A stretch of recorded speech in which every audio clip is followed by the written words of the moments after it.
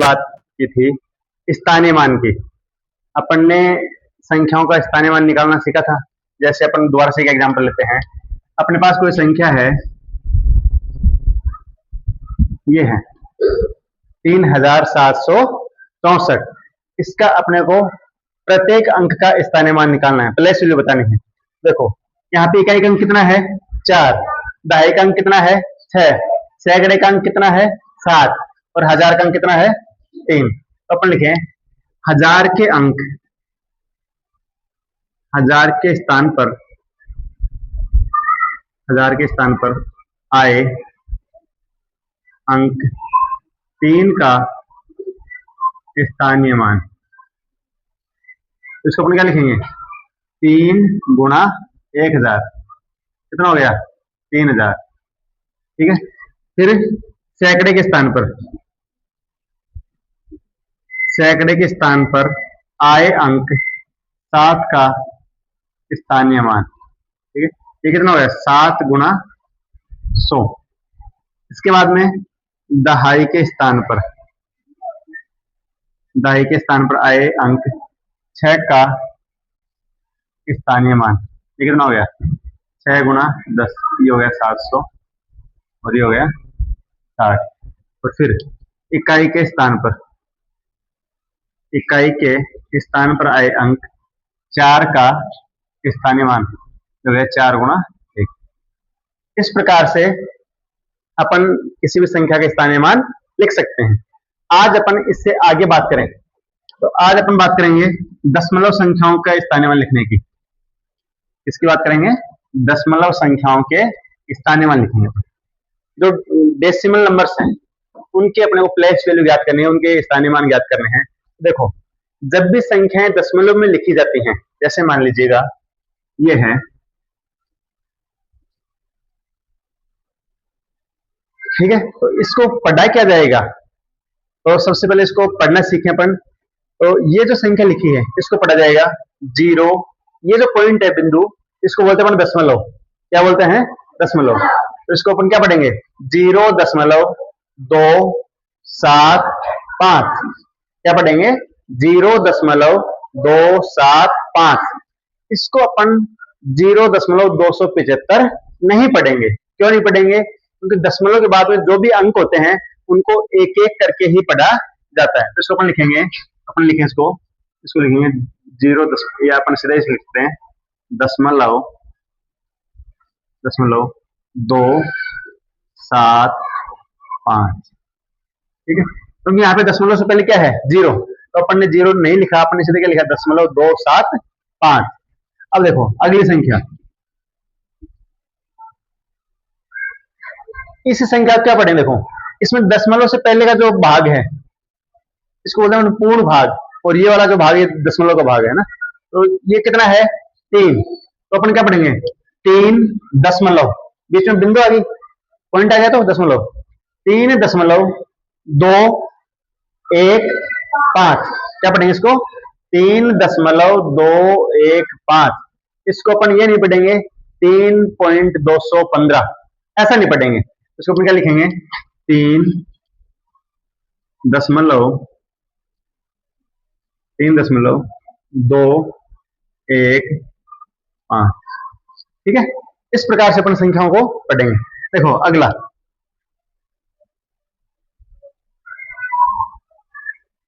इसको अपन क्या पढ़ेंगे। देखो दशमलव से पहले कितना है 32। तो दशमलव से पहले वाली संख्या जैसे अपन पढ़ते आए वैसे ही पढ़ेंगे। तो 32.629। क्या पढ़ेंगे इसको 32.629। ठीक है, अब इन दशमलव संख्याओं के अपने को स्थानीय मान निकालने हैं। देखो इसको मिटा देता हूं। सबसे पहले अपन एक संख्या लिखते हैं,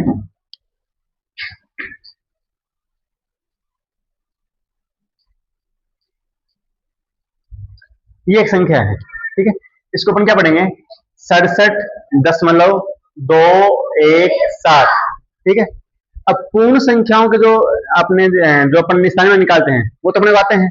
तो इसे 67 के स्थानीय मान तो जैसे अपन निकालते आए हैं वैसे ही करेंगे। दशमलव के स्थानीय मान के लिए देखो इसको बोलते हैं 10वां भाग। क्या बोलते हैं इसको 10वां भाग। 10वां भाग, इसको बोलते हैं दशांश। क्या बोलते हैं? दशांश। ये जो एक है इसको बोलते हैं 100वां भाग, 100वां भाग, और इसको बोलते हैं शतांश। और ये जो है इसको बोलते हैं हजारवां भाग, हजारवां भाग, और इसको बोलते हैं सहस्त्रांश। ठीक है। अब देखो, इस संख्या का अपने को स्थानीय मान लिखना है। कैसे लिखेंगे? सबसे पहले तो दशमलव से पहले वाले जो संख्या है उसका लिखेंगे। देखो, इसका स्थानीय मान लिखेंगे तो अपने क्या देगा? 6 का स्थानीय मान। ये इकाई का अंक कितना है? 7, और दहाई का अंक कितना है? 6। तो दहाई का 6 गुणा 10, ये हो गया 60। ठीक है, इसको अपन ऐसे लिखते रहें, और इसको ऐसे इकाई का लिखें पहले, तो इकाई का हो गया 7 गुणा 1। इस दहाई के अंक का लिखें तो 6 गुणा 10, इन दोनों के स्थानीय मान हो गए। अब अपन इनकी बात करें। ठीक है, तो देखो, सबसे पहले अपन इसका लिखें, तो ये कौन सा भाग है? 10वां भाग है, तो इसको अपन क्या लिखेंगे? 2/10। भाई 10वां भाग है तो इसको क्या लिखेंगे? 2/10। ये कौन सा भाग है? 100वां, तो इसको अपन क्या लिखेंगे? 1/100। और ये कौन सा भाग है? हजारवां, तो इसको अपन क्या लिखेंगे? 7/1000। ये इसका स्थानीय मान हो गया। ठीक है, 7/1000। अब इन पूरी संख्याओं को अपने एक साथ ऐसे लिखना चाहें तो देखो, अपने ये लिख सकते हैं 60 प्लस 60 एकम 60 पॉइंट 2/10 प्लस 1/100 प्लस 7/, इस प्रकार से अपन इसका स्थानीय मान लिख सकते हैं। 7/1000, इस प्रकार से अपन इसका स्थानीय मान लिख सकते हैं। अब देखो, एक दूसरा एग्जांपल लें अपन। दूसरा एग्जांपल अपने पास ये है, इसका अपने को स्थानीय मान लिखना है। तो देखो कैसे लिखेंगे? ये 3 गुणा 1 सीधे हो गया, क्योंकि एक ही अंक है, ये हो गया 3। इसको अपन क्या लिखेंगे? 5/10। दशमलव के जस्ट पहला है तो एक जीरो लगा, दशमलव का 1 लगा दो और एक जीरो लगा दो, ऐसे कर लो। दूसरा 9/100, 2/1000 और 4/10,000। इस प्रकार से अपन इसका स्थानीय मान लिख सकते हैं। जैसे 3.5/10 प्लस 9/100 प्लस 2/1000 प्लस 4/10,000। इस प्रकार से अपन इन दशमलव संख्याओं के स्थानीय मान लिख सकते हैं। आगे बात समझ। अब देखो, इसके आगे अपन बात करें तो दशमलव के जो जोड़, बाकी गुणा और भाग हैं वो अपन अगले वीडियो में अलग से पढ़ेंगे। इसके आगे अपन बात करें तो सबसे पहले अपन बात करें गुणों के आधार पर संख्याओं की। किसके आधार पर? गुणों के आधार पर, गुणों के आधार पर संख्याएं, गुणों के आधार पर संख्याएं। तो गुणों के आधार पर जो सबसे पहली जो संख्या आती है उसको अपन लिखते हैं अभाज्य संख्या। क्या लिखते हैं? अभाज्य संख्या। अभाज्य संख्या को अपन बोलते हैं प्राइम नंबर। क्या बोलते हैं? Prime number.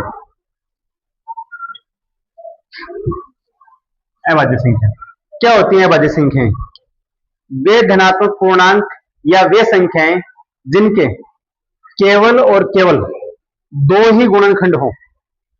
केवल और केवल कितने गुणनखंड हो?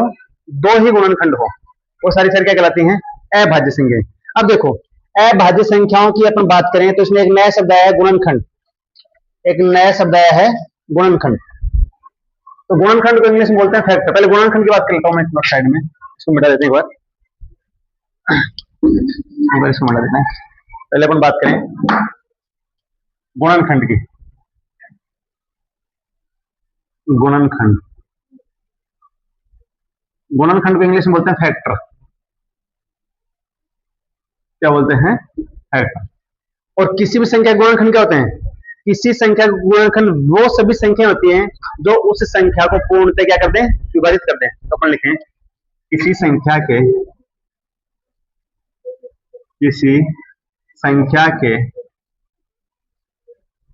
गुणनखंड वे सभी संख्याएं होती हैं, किसी संख्या के गुणनखंड वे सभी संख्याएं होती हैं जो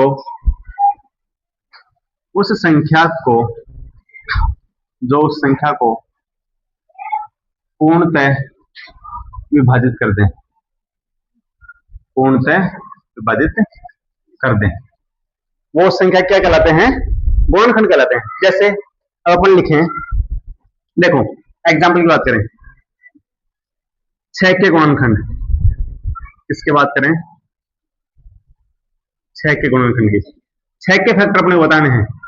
6 के गुणनखंड क्या क्या हो गए, देखो 6 में किस किस का भाग जाता है, 1 का भाग जाता है, तो 1, फिर 1 के अलावा 2 का भाग जाता है, 2 3 6, इसके अलावा 3 का भाग भी जाता है, 3 दूनी 6, और 6 का, तो 6 में 6 का भाग जाता है। या अपन इसको ये लिख सकते हैं 6 कम 6 या 1 6 का 6, 2 3 6 और 3 दूनी 6। तो 6 किस किस के पाड़े में आता है, 1 के पाड़े में 6 आता है, 2 के पाड़े में 6 आता है, 3 के पाड़े में भी आता है, और 6 के पाड़े में भी।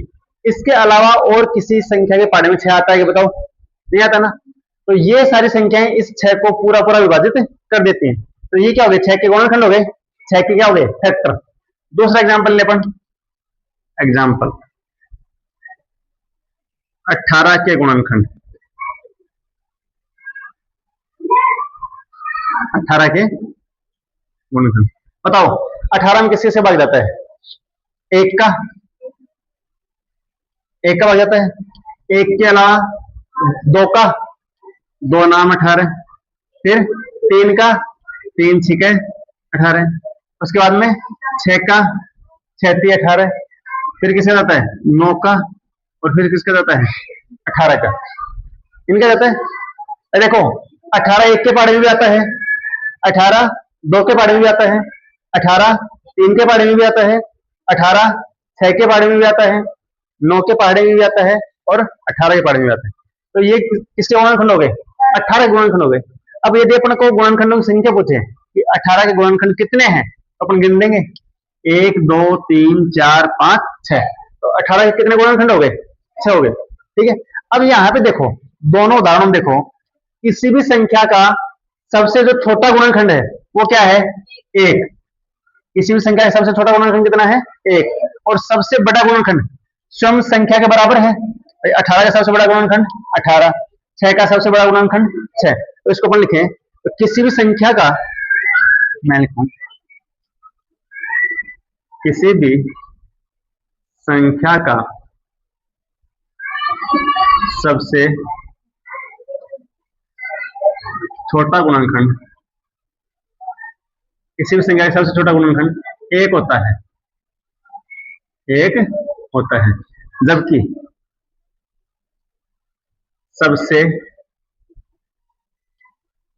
बड़ा गुणनखंड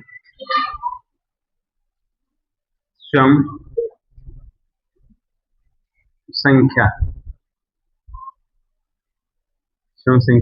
होती है।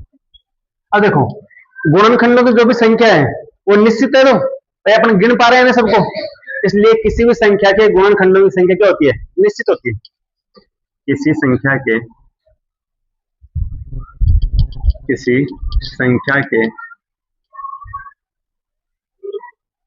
गुणनखंडों की संख्या निश्चित होती है। किसी भी संख्या के गुणनखंडों की संख्या निश्चित होती है। तो अब इसके आगे अपन बात करें, देखो ये समझ में आ गया, 6 के गुणनखंड क्या हो गए, तो वे सभी संख्याएं जिसमें जो 6 को पूर्णतः विभाजित कर दें, और 18 गुणनखंड क्या है, 18 की वे सभी संख्याएं जो 18 को पूर्णतः विभाजित कर दें, 18 क्या हो गए गुणनखंड। किसी भी संख्या का सबसे छोटा गुणनखंड कितना होता है, 1, और सबसे बड़ा गुणनखंड क्या होता है, स्वयं संख्या। किसी भी संख्या के गुणनखंडों की संख्या क्या होती है, निश्चित होती है। ठीक है, सही। अब आगे अपन बात करें, अब बात करें गुणज की। सही, गुणज की बात करें। अच्छा, ये हो गई बात गुणनखंड की। अब इसके आगे अपन बात करें, इसके आगे अपन बात करें तो अगला जो पॉइंट अपना वो है गुणज। क्या है? गुणज। और गुणज को इंग्लिश में बोलते हैं मल्टीपल। गुणज को इंग्लिश में क्या बोलते हैं? मल्टीपल।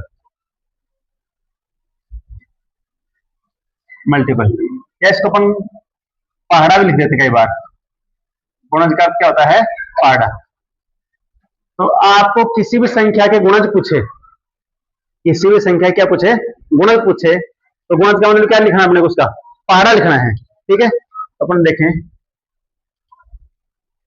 देखो किसी भी संख्या के गुणज का मतलब क्या है? उसका पहाड़ा। मैं लिखूं किसी संख्या के, किसी संख्या के गुणज का अर्थ है उसका पहाड़ा लिखना। पहाड़ा लिखना, ठीक है। पहाड़े को इंग्लिश में बोलते हैं टेबल। अब देखो उदाहरण की बात करें, जैसे 4 के प्रथम 5 गुणज लिखो। 4 के प्रथम 5 गुणज लिखो, ठीक है। इसका मतलब 4 का पहाड़ा लिखना है अपने को, और कितनी बार लिखना है? 5 बार। तो देखो लिखने का सही तरीका क्या है? वैसे तो अपन शॉर्टकट में लिखेंगे 4 गुणा 1 कितना हो गया? 4। 4 गुणा 2 कितना हो गया? 8। 4 गुणा 3 कितना हो गया? 12। 4 गुणा 4 कितना हो गया? 16। और 4 गुणा 5 कितना हो गया? 20। तो ये 4 के प्रथम 5 गुणज हो गए। या अपने को ये कहे कि 7 के प्रथम 3 गुणज लिखो। दूसरा एग्जांपल की बात करें, 7 के प्रथम 3 गुणज। इसका अर्थ क्या हुआ कि अपने को 7 का पहाड़ा लिखना है, 7 की टेबल लिखनी है, तो अपन सीधा लिख दें 7 एकम 7, 7 दूनी 14, 7 या 21। ये 7 के 3 गुणज हो गए। अब देखो किसी भी संख्या का अपन ने गुणज लिखा है तो सबसे छोटा गुणज संख्या होती है। अपने 4 के गुणज लिखे तो पहला गुणज क्या आया? 4। 7 के गुणज लिखे तो पहला क्या आया? 7। 5 के लिखेंगे तो पहली संख्या क्या आएगी? 5। भाई 5 एकम 5। तो किसी भी संख्या का सबसे छोटा गुणज क्या होता है? सम संख्या होती है। अपन लिखें किसी भी संख्या का सबसे छोटा गुणज सम संख्या होती है। किसी भी संख्या का सबसे छोटा गुणज क्या होती है? सम संख्या होती है।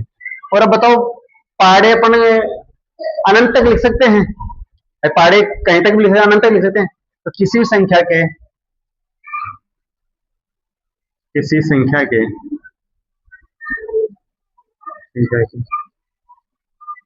गुणजों की संख्या अनंत होती है। अनंत होती है। ये बात हो गई गुणज की। तो किसी भी संख्या के गुणजों की संख्या कितनी होती है? अनंत। कितना भी बड़ा अपन उसका पहाड़ा लिख सकते हैं। ठीक है, ये बात समझ आ गई। गुणनखंड तो क्या है? किसी संख्या के गुणनखंड वे सभी संख्याएं जो उस संख्या को पूर्णतः विभाजित कर दें या उस संख्या के पहाड़े में आए, ऐसे। और गुणज का मतलब क्या है? उसको सीधा पहाड़ा लिखना है। अब इसके आगे अपन बात करें, तो इसके आगे अपन बात करें तो अभी अपन ने शुरू में एक हेडिंग लिखी थी गुणों के आधार पर संख्याएं।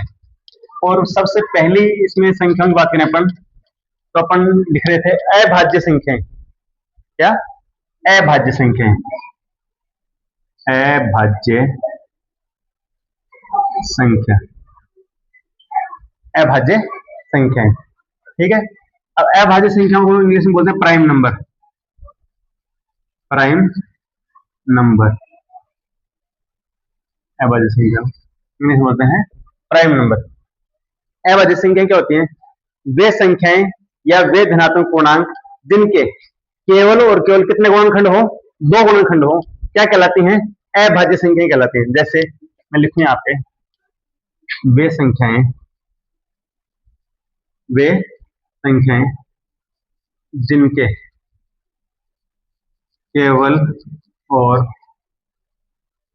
केवल जिनके केवल और केवल दो ही गुणनखंड हो, दो ही गुणनखंड हो, अभाज्य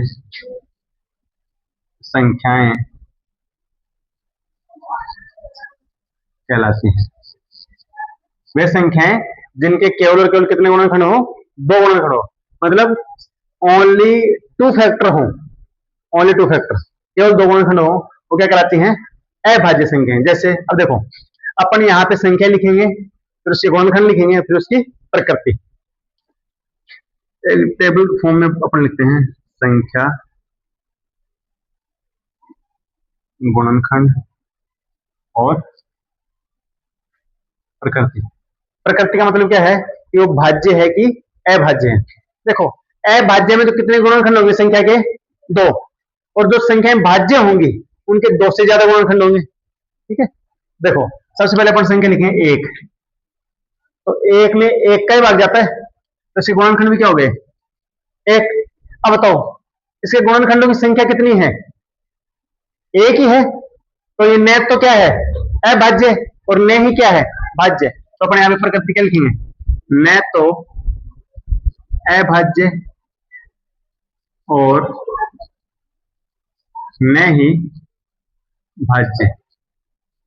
ठीक है, अब देखो दो, तो दो में किस किस का भाग जाता है, एक का भी जाता है और दो का भी जाता है, तो इसके कितने गुणनखंड हो गए, गुणनखंड की संख्या कितनी इसकी, एक, दो, दो है, तो एक ऐसी संख्या है अभाज्य, ऐसी संख्या है अभाज्य संख्या, अभाज्य संख्या। अब देखो तीन, तीन में एक का भाग जाता है और तीन का, तीन भी कैसी संख्या है, अभाज्य संख्या।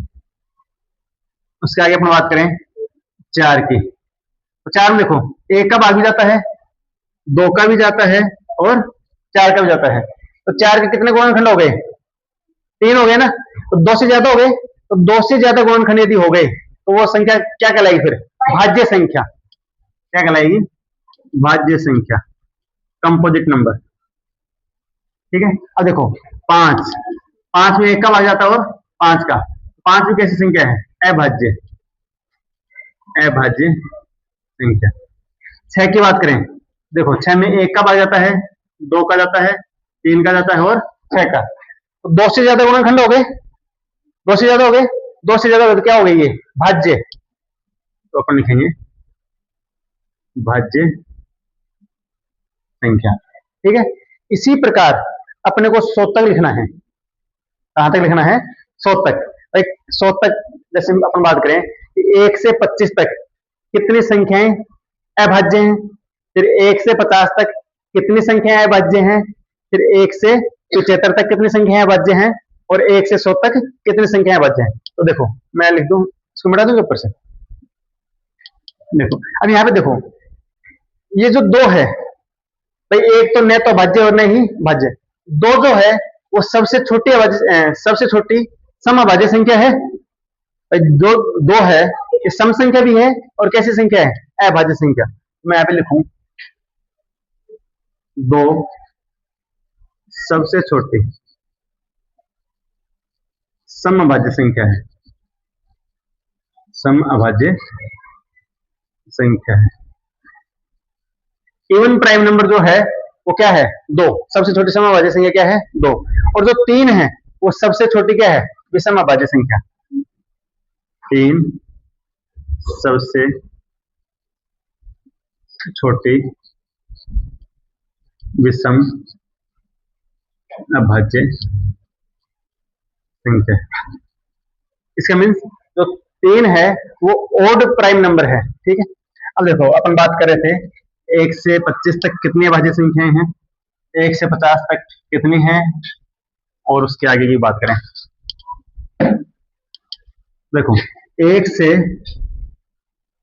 25 तक अभाज्य संख्या, 1 से 25 तक जो अभाज्य संख्या कुल संख्या वो कितनी है, 9 है।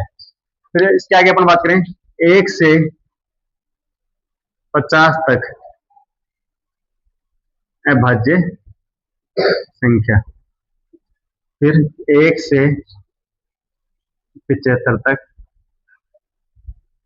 अभाज्य संख्या और 1 से 100 तक अभाज्य संख्या। तो 1 से 9 तक जो कुल अभाज्य संख्याओं की जो संख्या है वो कितनी है? 9। फिर उसके बाद में 1 से 50 तक बात करें तो इनकी संख्या हो जाती है 15। फिर अपने 1 से 75 तक अभाज्य संख्याओं की बात करें, 1 से 75 तक अभाज्य संख्याओं की बात करें तो इनकी जो कुल संख्या है वो हो जाती है 21। कितनी जाती है? 21।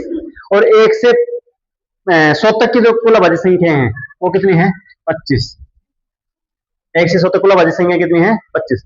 अब आपको अपनी नोटबुक में क्या करना है कि 1 से 25 तक जो अभाज्य संख्या है, जो 9 संख्या है, उनको छांट करके लिखना है कि 1 से 25 तक कौन कौन सी अभाज्य संख्या है? 9। फिर 1 से 50 तक कौन कौन सी संख्या है? 1 से 75 तक कौन सी अभाज्य संख्या है? और 1 से 100 तक कौन सी अभाज्य संख्या है? इसके आगे भाज्य संख्याओं की, सह अभाज्य संख्याओं की और एलसीएम लघुत्तम समापवर्त्य और एचसीएफ महत्तम समापवर्तक, इनकी बात अपन अगली क्लास में करेंगे। Thank you.